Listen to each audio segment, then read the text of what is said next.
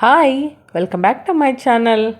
ಇವತ್ತು ನಾನು ಹಾಗಲಕಾಯಿ ರೆಸಿಪಿ ತೊಗೊಂಬಂದಿದ್ದೀನಿ. ತುಂಬ ಚೆನ್ನಾಗಿರುತ್ತೆ. ಒಂದು ಸಲ ಈ ರೆಸಿಪಿನ ನೀವು ಹೆಂಗೆ ತೋರಿಸಿದ್ದೀನಿ ಹಾಗೆ ಮಾಡ್ಕೊಂಡು ತಿಂದ್ಬಿಟ್ಟು ನೋಡಿ. ಒಂದು ಸ್ವಲ್ಪ ಕಹಿ ಕೂಡ ಅನಿಸಲ್ಲ ನಿಮಗೆ. ಇದಕ್ಕೆ ಹಾಗಲಕಾಯಿ ಬೇಕು, ಕಡಲೆಬೇಳೆ, ಕಾಯಿ ತುರಿ, ಕೊತ್ತಂಬರಿ, ಕರಿಬೇವು, ಈರುಳ್ಳಿ, ಟೊಮೆಟೊ. ಈ ರೆಸಿಪಿಗೆ ಬೇಕಾಗಿರೋದು ಇಷ್ಟೇ. ಆಮೇಲೆ ಖಾರದ ಪುಡಿ, ಧನಿಯಾ ಪುಡಿ, ಅರಿಶಿನ ಪುಡಿ, ಉಪ್ಪು.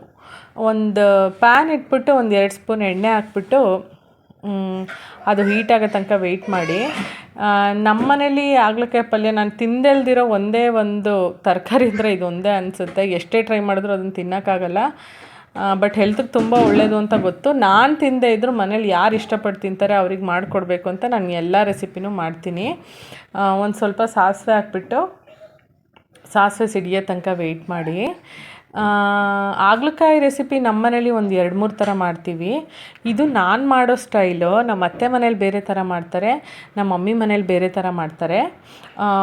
ಎಲ್ಲ ರೆಸಿಪಿನೂ ಒಂದೊಂದು ಸಲ ತೋರಿಸ್ಕೊಂಡು ಹೋಗ್ತೀನಿ. ಎಲ್ಲದನ್ನು ಟ್ರೈ ಮಾಡಿ, ಎಲ್ಲದೂ ಅದೇ ರೀತಿಲಿ ತುಂಬ ಚೆನ್ನಾಗಿರುತ್ತೆ. ಒಂದು ಸ್ವಲ್ಪ ಕರ್ಬೇವಿನ ಸೊಪ್ಪು, ಈರುಳ್ಳಿನ ತುಂಬ ದಪ್ಪನೂ ಬೇಡ, ತುಂಬ ಸಣ್ಣನೂ ಬೇಡ, ಮೀಡಿಯಮಾಗಿ ಹೆಚ್ಕೊಳ್ಳಿ. ನೀವು ಯಾವುದೇ ತರಕಾರಿನಾದರೂ ಒಂದೊಂದು ಸೈಜಲ್ಲಿ ಹೆಚ್ಕೊಂಡ್ರೆ ಬೇಯೋ ಪ್ರೋಸೆಸ್ ಜಾಸ್ತಿ ಆಗಿಬಿಡುತ್ತೆ. ನೀವು ಹಾಗಲಕಾಯಿನ ಯಾವ ಸೈಜ್ಗೆ ಹೆಚ್ಕೊಂಡಿರ್ತೀರೋ ಅದೇ ಸೈಜ್ ನೀವು ಈರುಳ್ಳಿನೂ ಹೆಚ್ಕೊಂಡ್ರೆ ಟೇಸ್ಟು ಚೆನ್ನಾಗಿರುತ್ತೆ. ಮತ್ತು ಎಲ್ಲ ಒಂದೇ ಥರದಿಂದ ಬೇಯೋಕ್ಕೂ ಬೇಗ ಅನುಕೂಲ ಆಗುತ್ತೆ. ನೀವು ಒಂದು ಸಲ ಟ್ರೈ ಮಾಡಿ ನೋಡಿ. ಇದನ್ನೆಲ್ಲ ನಾನು ಅಡುಗೆ ಮಾಡ್ತಾ ಎಕ್ಸ್ಪೀರಿಯೆನ್ಸ್ ಮಾಡ್ಕೊಂಡಿರೋದು. ಸ್ವಲ್ಪ ಟ್ರಾನ್ಸ್ಪರೆಂಟ್ ಆಗಿದ ತಕ್ಷಣ ನೀವು ಟೊಮೆಟೊ ಹಾಕ್ಕೊಂಬಿಡಿ. ನಾನು ಒಂದೇ ಒಂದು ಟೊಮೆಟೊ ತೊಗೊಂಡಿದ್ದೀನಿ. ಇದು ಹುಳಿ ಟೊಮೆಟೊ. ಒಂದೊಂದು ರೆಸಿಪಿಗೆ ಹುಳಿ ಟೊಮೆಟೊ ಇದ್ರೇ ಚೆಂದ. ಇದಕ್ಕೂ ಅಷ್ಟೇ, ಯಾಕೆಂದರೆ ಕಹಿ ಹೊಡಿಬೇಕಲ್ವಾ, ಅದಕ್ಕೋಸ್ಕರ ಒಂದು ಸ್ವಲ್ಪ ಹುಳಿ ಟೊಮೆಟೊ ಹಾಕ್ಕೊಂಡು ಚೆನ್ನಾಗಿ ಫ್ರೈ ಅಂದರೆ ಜಸ್ಟ್ ಫ್ರೈ ಮಾಡಿ ಅಷ್ಟೇ. ಅದು ಫುಲ್ಲು ನೀವು ಸ್ಮ್ಯಾಶ್ ಆಗೋ ತನಕ ಮಾಡೋ ಅವಶ್ಯಕತೆ ಇಲ್ಲ, ಯಾಕೆಂದರೆ ಇದಕ್ಕೆ ಮತ್ತೆ ನಾವು ವಿಷಲ್ ಹಾಕ್ಸ್ತೀವಿ. ಸೊ ಇಷ್ಟಾದರೆ ಸಾಕು. ಮತ್ತು ಇದಕ್ಕೆ ನಾನು ಜಾಸ್ತಿ ಎಲ್ಲ ಏನೂ ಮಾಡೋಕ್ಕೋಗಲ್ಲ. ಆಮೇಲೆ ಹಾಗಲಕಾಯಿ ಹಾಕ್ಕೊಳ್ಳಿ. ನೋಡಿ, ಹಾಗಲಕಾಯಿನ ನಾನು ಇಷ್ಟೇ ಹೆಚ್ಕೊಂಡಿದ್ದೀನಿ. ಈರುಳ್ಳಿ ಸೈಜ್ ಎಷ್ಟಿದೆ ಇದನ್ನು ನಾನು ಅಷ್ಟೇ ಹೆಚ್ಕೊಂಡಿರೋದು. ಇದನ್ನು ಏನು ಮಾಡಿದ್ದೀನಿ ಅಂದರೆ ಹಾಗಲಕಾಯಿನ ನಾನು ಮಾಡೋ ಒಂದು 3-4 ಅವರ್ಸ್ ಮೊದಲೇ ಅದನ್ನೆಲ್ಲ ವಾಶ್ ಮಾಡಿಬಿಟ್ಟು ಒಳಗಿರೋ ಬೀಜ ಎಲ್ಲ ತೆಗೆದ್ಬಿಟ್ಟು ಸಣ್ಣದಾಗಿ ಹೆಚ್ಚಿಟ್ಕೊಂಡಿದ್ದೀನಿ. ಬೀಜ ತುಂಬ ಬಲ್ತಿದ್ರೆ ತೆಗೆದ್ಬಿಡಿ, ಎಳೆದಿದ್ರೆ ಮಾತ್ರ ಹಾಗೆ ಮಾಡ್ಕೊಳ್ಳಿ.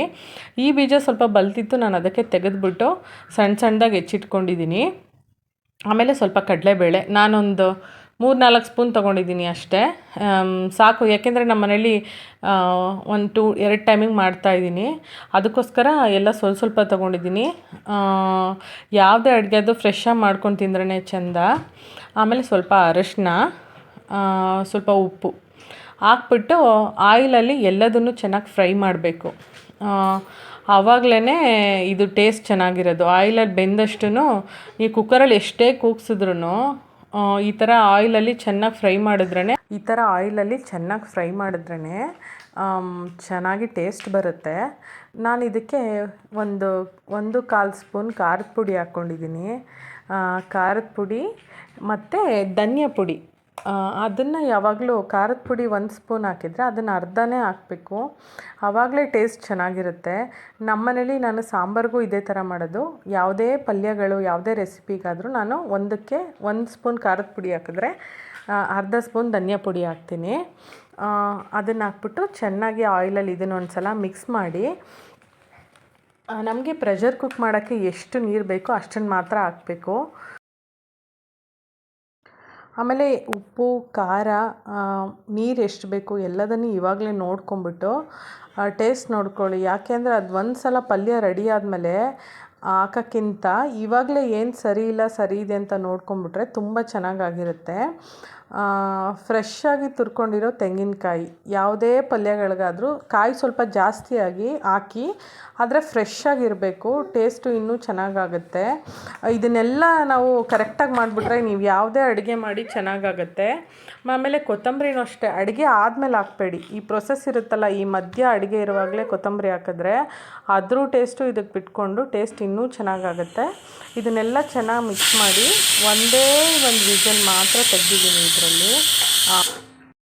ನನಗೆ ಎಷ್ಟು ಬೇಕು ಅಷ್ಟು ಮಾತ್ರ ಬೇಯೋ ಥರ, ಅಂದರೆ ನಾನು ಹಂಗೆ ತಿನ್ನೋಕ್ಕೂ ಚೆನ್ನಾಗಿರಬೇಕು, ಚಪಾತಿ ರೊಟ್ಟಿ ಜೊತೆ ತಿನ್ನೋಕ್ಕೂ ಚೆನ್ನಾಗಿರಬೇಕು ಅಂತ ಜಾಸ್ತಿ ನೀರು ಹಾಕ್ದೆ, ಜಾಸ್ತಿ ವಿಷಲ್ಗಳು ಹಾಕಿಸ್ದೆ, ಒಂದೇ ಒಂದು ವಿಷಲ್ ತೆಗ್ಸಿದ್ದೀನಿ. ಕರೆಕ್ಟಾಗಿ ಆಗಿದೆ.